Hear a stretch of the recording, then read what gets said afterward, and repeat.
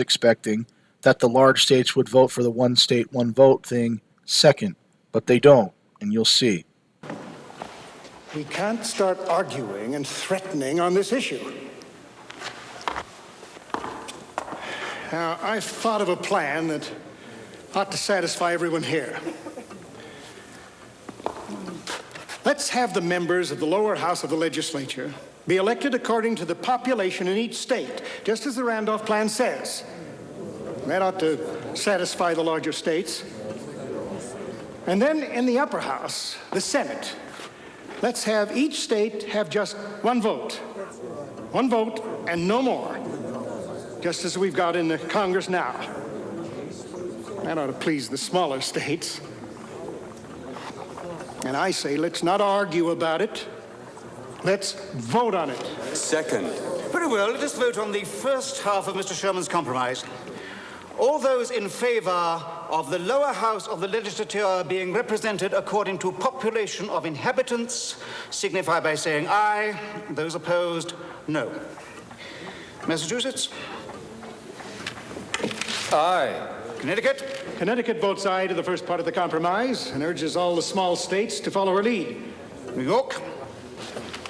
Aye. New Jersey? No. We will wait, Mr. Sherman, to see if the large states keep their part of the compromise. Pennsylvania? Aye. Delaware? No. Maryland? Aye. May the larger states remember their part in this compromise. Virginia? Aye. North Carolina? Aye. South Carolina? Aye. Georgia? Aye. The motion passes in committee 9 states to 2, New Hampshire absent. Representation in the lower house of the legislature will be proportional. Mr. Chairman. Mr. Sherman? All right, you larger states now have your proportional representation in the lower house. I now move we vote on having each state in the upper house have one vote and one vote only. I remind the large states, Mr. Dickinson has said the smaller states will never agree to a plan that doesn't give them their fair share in Congress. I second Mr. Sherman's motion. Very well, without discussion, I will call for the vote. All those in favor signify by saying aye. Those opposed, no. Massachusetts? No. What, sir? You do not honor our compromise? Your compromise, sir. Massachusetts. You might have known. Out of order, sir. The roll call will continue. Connecticut? Aye. New York?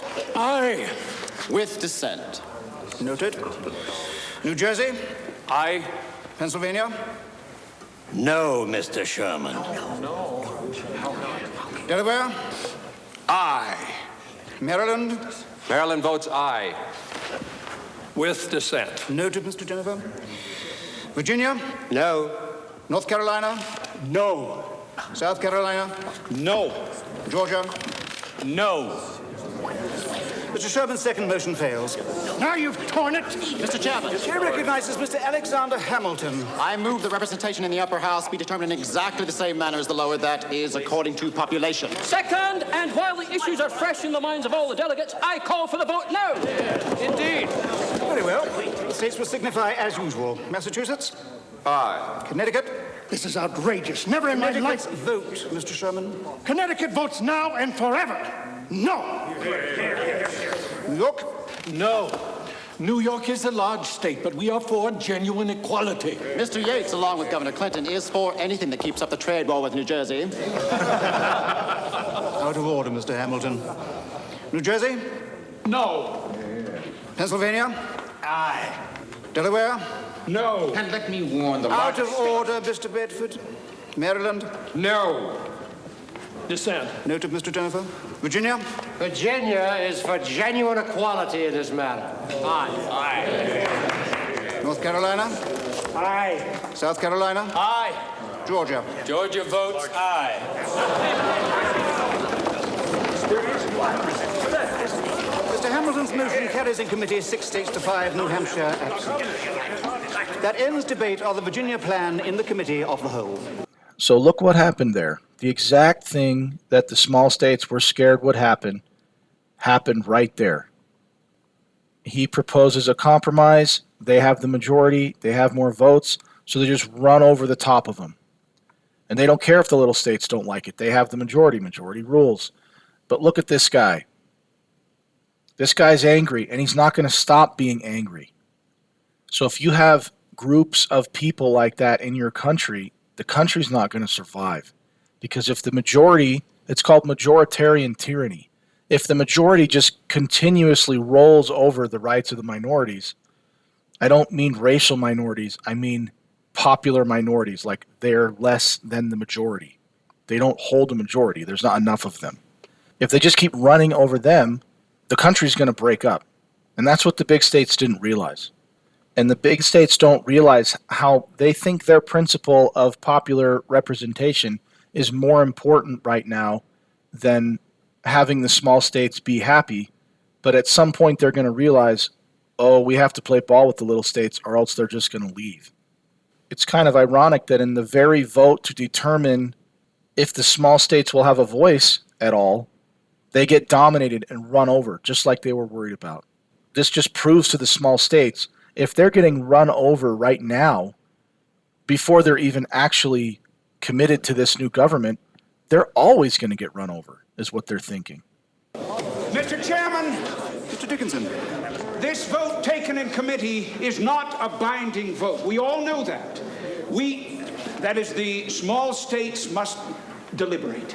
We ask for 1 day's postponement. So this is when the small states go and think up a alternative to the Virginia plan, and it's called the New Jersey plan. It basically takes the Articles of Confederation, the government they had at the time, and just makes it a little bit stronger. It just gives it some more powers. But it doesn't create a national government like Madison wanted, with 3 branches and all of that stuff like we have now. So you might be thinking, well, they already voted to have proportional representation in the House. How can they go back and change that now? Well, here's how this works. When these conventions get together, they have to have certain rules so it doesn't just turn into everybody yelling at each other. So when they're in General Assembly, when they're in a group and they call General Assembly to order, when they vote there, the votes are final. They can't be undone. It's officially what the convention decided. And whenever George Washington is in the chair at the front, in the president's chair, then that's General Assembly, because he was the president of the convention. When the other guy, the guy who's usually in the president's chair, is up front, George Wythe, they're in committee of the whole.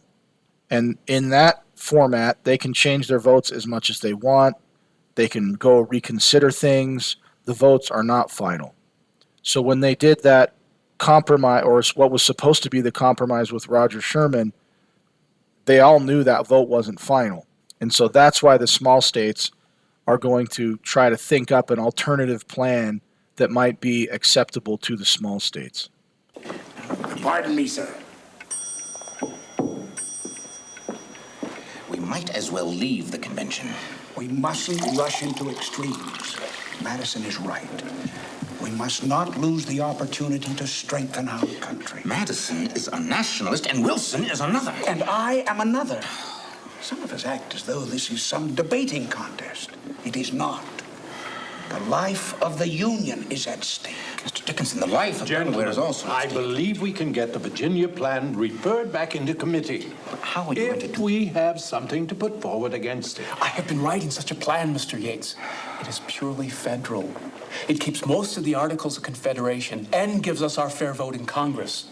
Excellent. Dan Carroll is leaving the convention. That leaves Mr. Jennifer and myself in the Maryland delegation. And as you know, Mr. Jennifer is a nationalist. Maryland's vote will be neutralized. That must be prevented somehow. I tell you, I will never confederate without my state's fair vote in the Senate. On that, we are all agreed. Mr. Bedford, we must try. Much depends on your plan, Mr. Patterson. But the Virginia plan has already been thoroughly debated. It is ready for a binding vote in General Assembly. Why should it be sent back into Committee of the Whole? So that it may be discussed on an equal footing with Mr. Patterson's plan.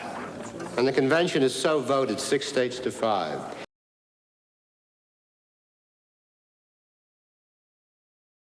The session is adjourned until tomorrow. The gentlemen may come forward to make copies of Mr. Patterson's proposals.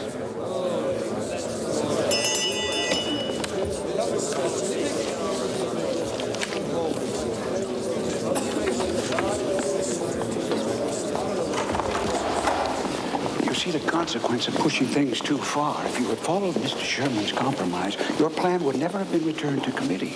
But you insist on sweeping all before you to the advantage of the large states.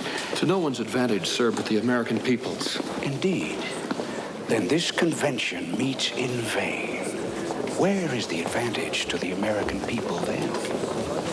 So now they show a scene that might be historical. I've never read about it, but they show you a conversation that very well might have happened. Something like this somewhere probably happened, where Washington is explaining to Madison why the big states need to compromise. And he's arguing that, look, yeah, proportional representation matters, but having the small states in the Union is more important than that. And if we break up the Union, the country won't be successful.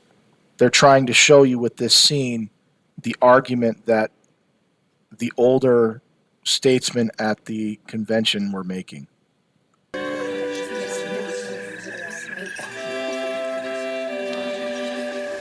It seems to me we have achieved a great deal at this convention. As the architect of the Virginia Plan, you are to be congratulated. Thank you, sir. But now, it is time to compromise on the composition of the Senate. Never. It's inequitable. True. And now they want to refer the Virginia Plan back into committee. I think Sherman is behind that. In Roger Sherman, you may well find the salvation of your plan. His compromise brought the small states closer to its adoption than any other speech made on the floor. You voted against it. So did Dr. Franklin. We were wrong to do so. We must take care. Another loss, and proud men like Dickinson will abandon the convention. Well, let them. We still maintain the majority. A simple majority is not enough. What we need, Mr. Madison, is consensus among us, harmony. That alone will ensure the Constitution's success. History will not forgive us. History? Yes. You persuaded me to come to this convention.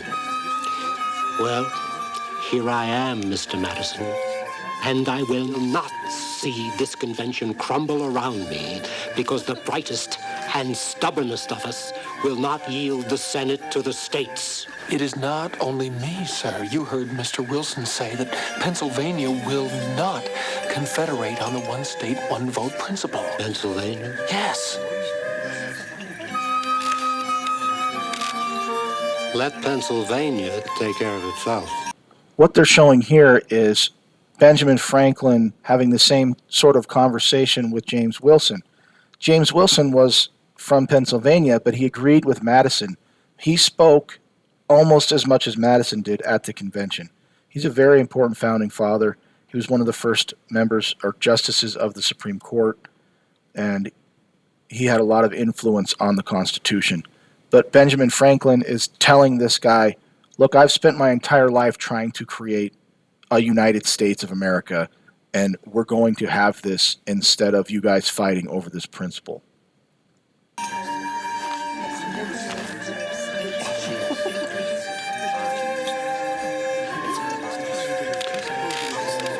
I'm very fond of this music. It is so harmonious.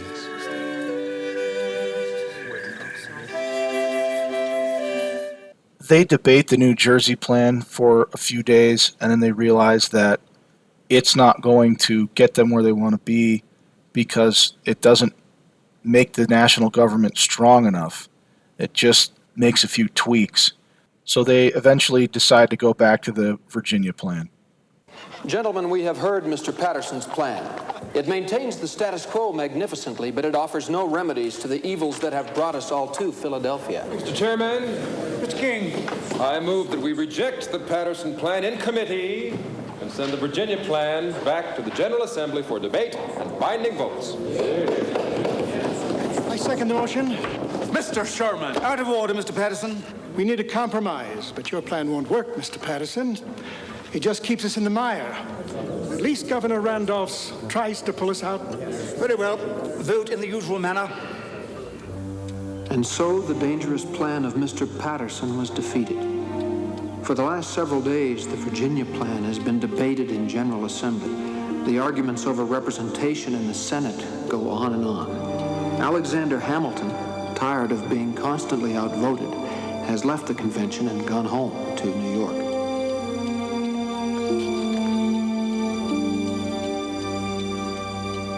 The larger states proceed as if we were blind. Now, Mr. Madison insists that the large states will never hurt the small states if we give up our equality in the Senate. But I do not trust you, sir. Let the large states do as they like. There are other recourses for the smaller states.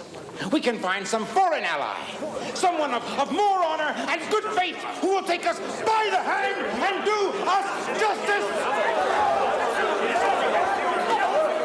What Mr. Bedford has spoken is treason. As for myself, whatever may be my distress, I will never court relief from a foreign power.